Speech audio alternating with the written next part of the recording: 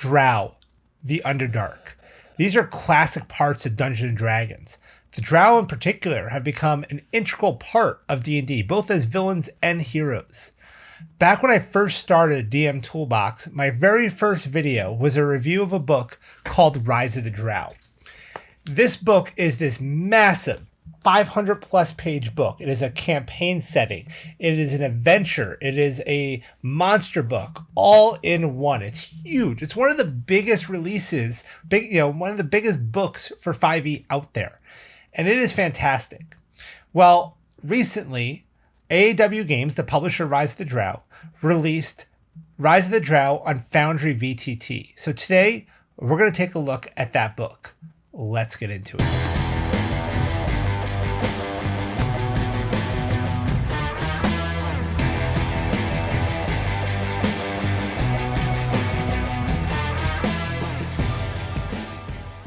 Hello everybody, I'm Joe and this is the DM Toolbox, your go-to place to get all the tools you need to enhance your D&D games. Now before we get started today, as always, please follow me on Twitter at Toolbox_DM, where I give you a lot of information about my channel, including giveaways like the one I have going right now. Also, follow me on TikTok at DM Toolbox, where I do a lot of short videos and product reviews there as well. Next up, if you haven't done so already, please subscribe to the channel. It helps me out and it lets me bring you more of this cool content. Also, if you enjoy this video, make sure you give it a thumbs up. Okay, let's talk about the Drow. Now, like I mentioned in the intro, Rise of the Drow is a massive, massive book filled with so much cool stuff. And finally, it has come to Foundry.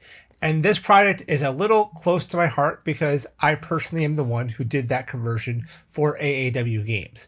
So rather than a review, because I'll probably be a little biased on this since I did the work on it, I just want to make more of a walkthrough and show you guys all the features of this product because it is really, really big. I mean, a book this big converted into Foundry is quite a bit. So I'm going to share my screen with you guys. We're going to take a look. I'll show you some of the cool features and things that you can find in this, but it is a really well done product. It is got just so much for you. It's ready to play. I think that if you are a fan of the Drow, if you're a fan of the Underdark, AAW is the right company for you, as that's really kind of their niche. But this product in particular, I think you'll really enjoy, and having that all ready to go on Foundry is going to save you just so much time. So let's go ahead and take a look at that now. Okay, let's take a look. So here I am in Foundry. Now, when you get this product, you buy this on AAW's site, links in the description. And what you'll do is you will purchase it and you'll get a key that you will get in a download. That key, you have to go over to foundryvtt.com and go into your account there. And under the premium content, you'll be able to enter the key, and that will add any premium content that you have, in this case, Rise of the Drow, to your premium content list so that you can download it in Foundry. So once you're in Foundry, you'll come under add-ons and modules and you'll click install module and you will go and look for Rise of the Drow. And you will click install. Now I already have it installed, but it will download, it'll install. So this is going to show up in your game as a module. Now, what I suggest, because this is a campaign, this thing could take you at least to level 15, possibly to level 20 if you do all the side quests and exploration and stuff like that. So this is probably going to be a new game world, though you don't have to. You can import it into an existing world. So let's go ahead and create a world right now. So I'm going to go ahead and create a world. I already have one called Rise of the Drow, so I'm going to create a new one. I'm just going to call it Rise of the Drow 2 for me. And we will tell it to make it a D&D 5e game. That's it. Don't have to type anything else in. We'll just go ahead and create world, and we will go ahead in and launch the world. So we'll go in here. I don't have any passwords, and join. All right. So first thing we have to do, obviously, is we need to enable the module. So I'll come right in here. Here you can see I have a few other modules in here, but not much. This is really my kind of server I use for like development and stuff like that. So we come in here, we enable Rise of the Drow, and we save module. Now, something to note, this Rise of the Drow is not dependent on any other modules. feel free to use whatever ones you like. There's tons of awesome ones out there, things like Perfect Vision and Dice So Nice and dice rolling trays and all sorts of awesome stuff you can use, but nothing is required to run it. So I have the module enabled here. I'm going to go to compendiums, and you're going to see a new type of compendium called Adventure. The Adventure compendium is a feature that's really not coming out till version 10 of Foundry, but they were able to give us kind of access to it now. So there are a few other adventures out there that use this. But Rise of the Drow, I should also note, is the biggest 5th edition content ever released on Foundry VTT. So it's pretty cool. So we're going to go ahead and just click on this and open it. It's going to take a second. You see there's a bit of a delay, but the window is going to open up here. And here it is. So we see Rise of the Drow. We see, a little bit of information here. Tonight, a ceremony of light is taking place on the surface. Meanwhile, a world away in the city of spiders, a Drow matron solidifies a pact with soul-consuming entities who require a great sacrifice in a trade for unimaginable power. Drow eyes turn to the surface. So this thing has 381 actors, several of which are NPCs, and I even created the traps as NPCs, so you can go to them, click on them, and they'll have actions and features for like the damage they do, for information on how to disarm them or to spot them, are all in features in an NPC sheet, which we'll look at later. We have 139 items, some of which are just quest items, other of which are unique magic items. 79 scenes in total with maps and everything. 717 journal entries, 42 roll tables, 4 custom macros, 6 playlists, and everything's sorted into folders. So what we're going to do here, you see all this stuff, leave all this checked. You don't have to assign hotbar macros if you don't want to. They will be in the macro folder down here if you don't. But make sure you click, assuming this is a new world. If it's an existing world, I would say don't click this box. But if this is a new world like we're doing here, we're going to click this because that's going to modify our login screen. I'll show you how that works. I'm just going to click Import Adventure. So the process now begins. It does not take long, and it's really not importing everything into Foundry. It's still kind of keeping it as a module. You see, it's already done. It did all of that already. So I'm going to go ahead and close, or actually this window will close on its own in just a second. It's kind of loading up the last couple of things. And you can see here, we get a little Welcome to Rise of the Drow scene, and you'll hear music start to play.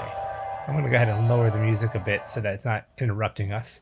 But you'll see here, information about how scenes were set up, how journal entries are set up, how macros are set up, the music, a party token feature, all this stuff that I did and wanted to kind of communicate to you. So you can go ahead and once you read this and close it. I'm gonna log out real quick just to show you here what that last checkbox did. It gave us this. Our login screen now has the information on the adventure and a background, things like that. So we can go ahead and go back into our game here. But I just wanted to show you that. All the credits and everything like that are on there. So that's what that last checkbox does. So let's take a look. Let's start off with journal entries. So for journal entries here, you'll see the book itself is broken into 4 books. The first 2 are the adventure. The last 2 are kind of the campaign setting, civilized territories and underworld areas. So a lot of this is going to be information about cities you might visit, locations you might go to when you're exploring, things like that, side quests, plus information that's part of the adventure. But the adventure is going to start with book 1. We do have a little bit of introduction. This is that first page you saw open up, and then just some information from the writers and things like that. So that's all on here. And you'll notice that we have previous and next buttons on everything as well. So let's take a look with just kind of how this was going to work. So you can see here, book 1 has 3 chapters in it. We're going to start with chapter 1 here. And you'll see that each chapter, for the most part, and where it's required, has a navigation page. Just kind of like a table of contents for that chapter, so you can easily navigate to any of those pages. And then we'll get started. So we start with The Darkness Arrives, and again, here's our navigation pages. So if we kind of scroll through, you'll notice here, the second page, you'll see it always has previous page, next page, and then a link to that chapter's navigation page. And then occasionally you'll see like another link to something else, which often is what's in these callouts. So these callout folders are not really for, they're not exactly part of the story. There's like those little text boxes you find on the side and things like that in the book. Now, Rise of the Drow Foundry Edition does include a copy of the PDF, so you will have a digital version of the book as well. So you'll notice that things like, this chapter 1 through 3 synopsis is kind of like a sidebar. So that's how we organize the sidebars and things like that in here. Things that might get called out multiple times throughout the chapter or the book, it makes it easier to reference back to them. We can go through and you'll see that at certain parts here, let's see if we find anything. We did our, our read aloud text in blue, and then you'll see art built right into the scenes and things like that. So everything right out of the book. So let's take a look at some maps here. So if we go under scenes, very similar setup here with everything organized by chapter. So let's see here. Let's go to what's a good fun map to show you guys here. You know what? We're in chapter 1. Let's look at chapter 1. So we have the cathedral here.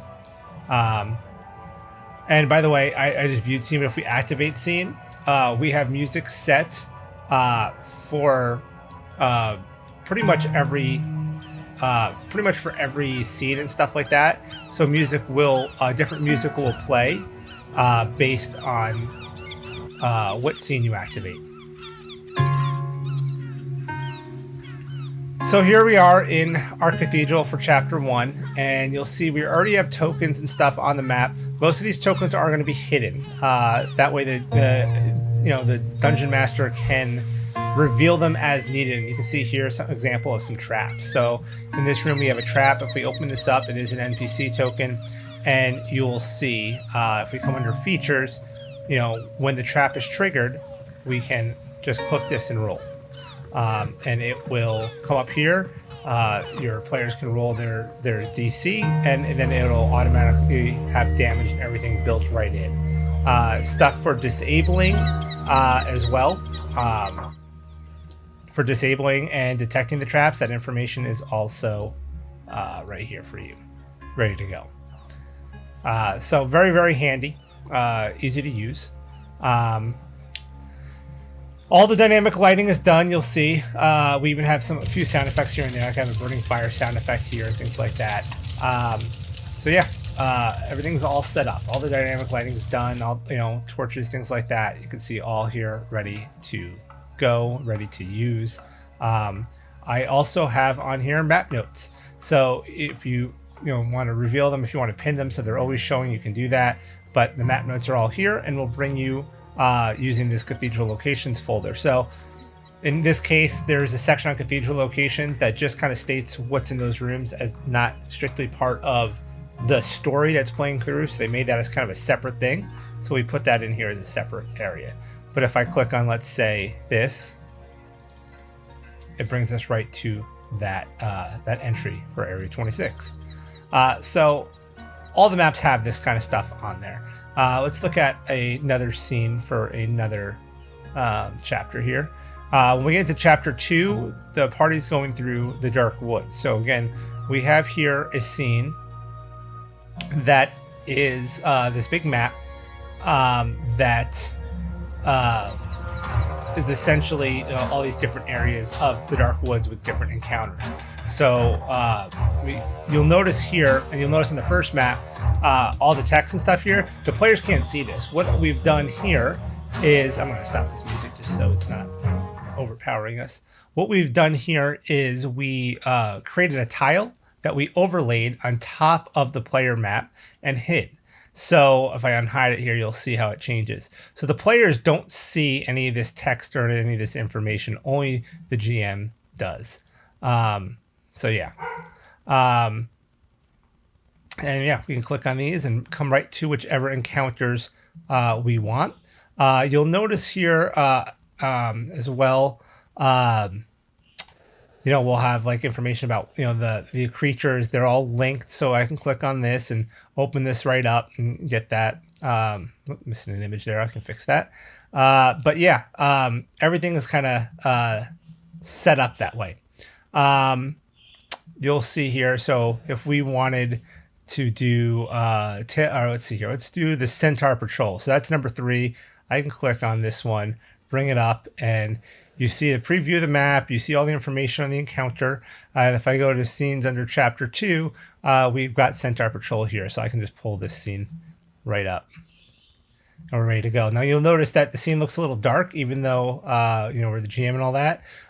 During this part of the story, there's this eclipse and everything is completely dark. So I kind of darken the scenes to kind of make sure, even with dark vision stuff like that, you get that feeling of total darkness.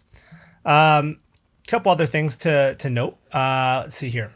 If we go to, for instance, let's go into Chapter 6.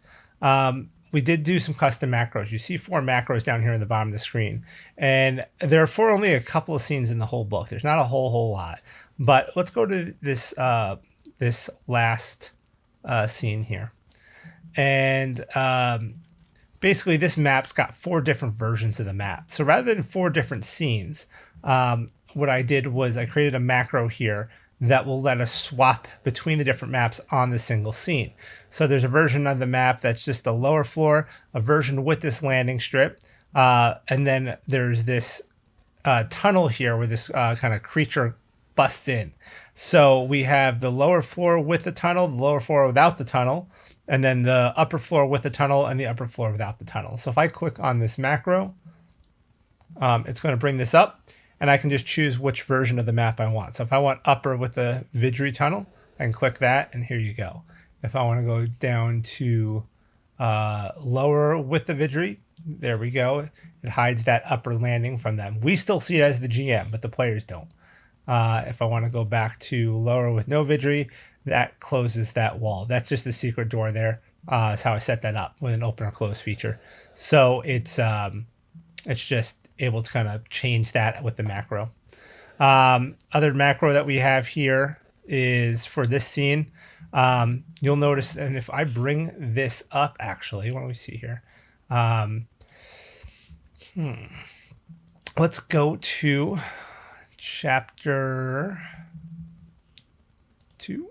book 2, chapter 6, and I'm going to come to this scene. So this is the tower. Level 4.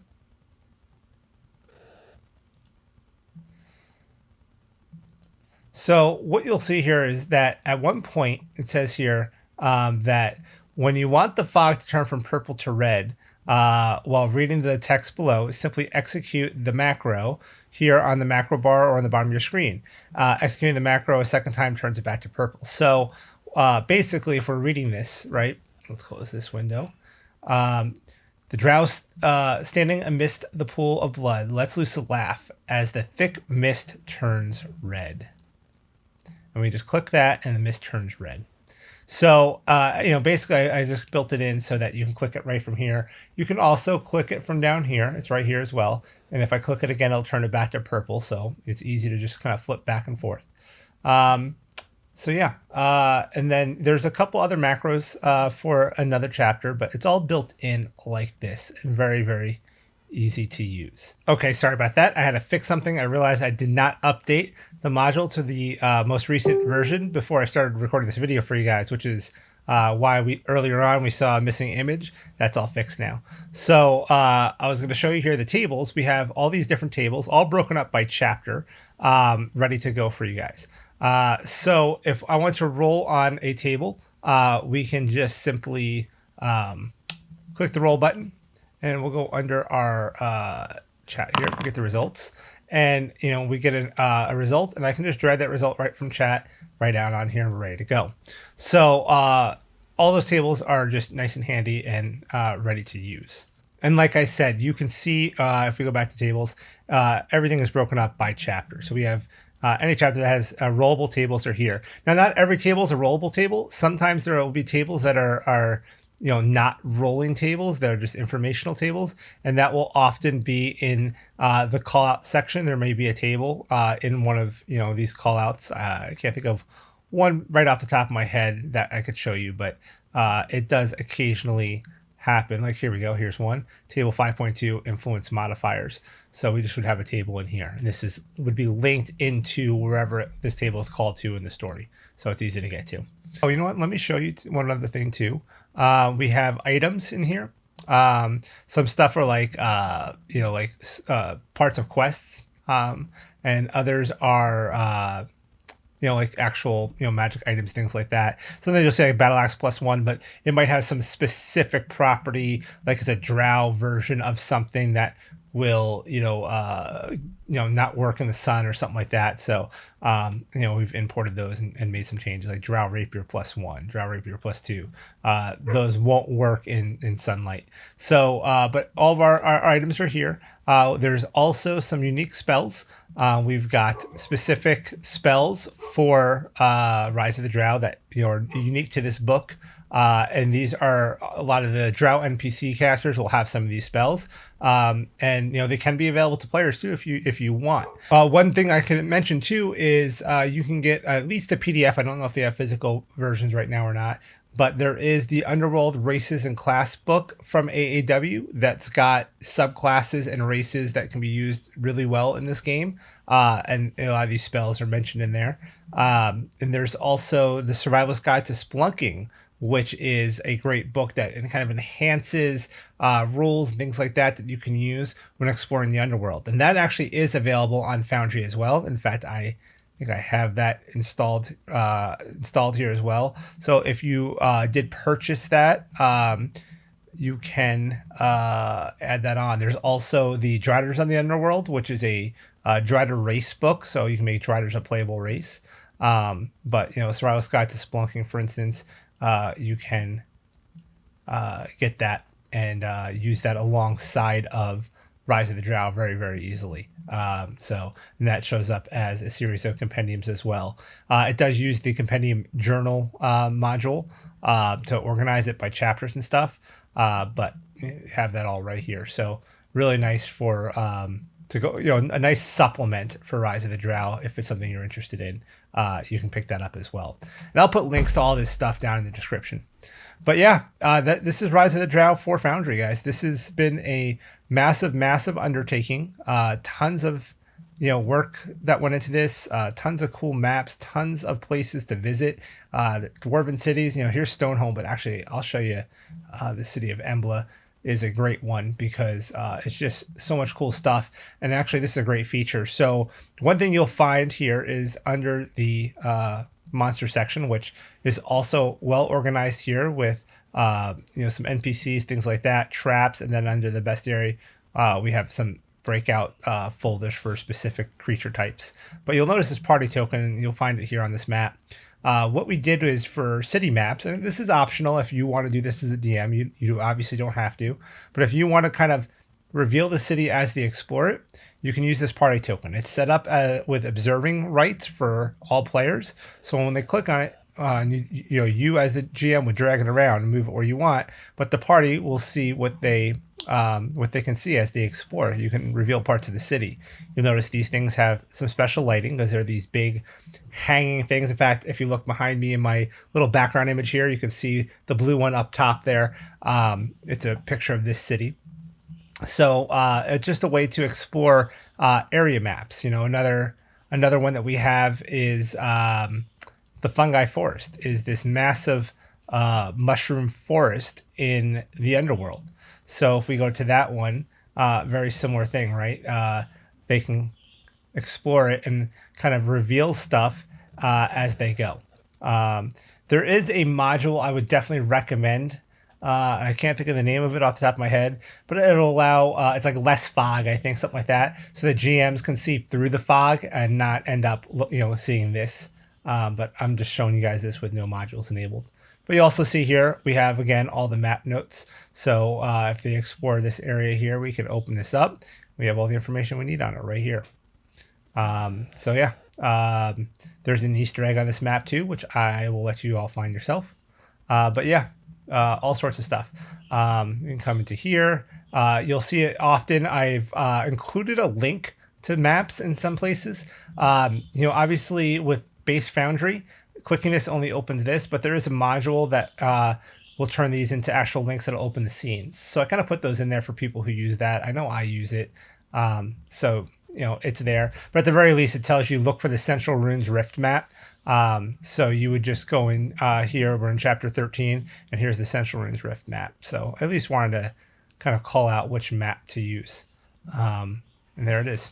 Many of these scenes also will have their scene notes. Not all of them, but many of them will have their scene notes linked to the scene. So yeah, that's it, guys. That is Rise of the Drow for Foundry. Like I said, it was it was a lot of work. I think I worked on this for a little over a year. I did take some time to work on Survival's Guide to Spelunking and some other projects during that. But I did put a lot of time and effort into making this a really top quality product for all of you to use and enjoy. So take a look in the description, find the link to where you can purchase Rise of the Drow. Again, it comes with the PDF. They also have hard copies of the book available still. If you want a hard copy, it is an amazing, amazing, amazing adventure. It is so much fun. I'm hoping to maybe do a online stream where I can run this with a few people and stream it on a weekly basis. I think that'd be a lot of fun. So take a look, hit up AAWGames, Rise of the Drow, Survival's Guide to Spelunking, Underworld Races and Classes. They also have the Drider of the Underworld race book. They also have a book called Applied Aggregate and Spelunking, which if you are getting the Survival's Guide to Spelunking, it's kind of a mini adventure that you can actually pop right into Rise of the Drow if you wanted, but it teaches you how to use the rules of that book in a practical way. So kind of a fun little mini adventure that also is a bit of a tutorial on some of the rules of that book. So definitely worth checking out.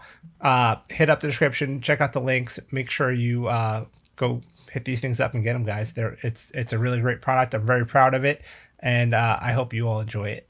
So that's it for now, and until next time, roll those dice.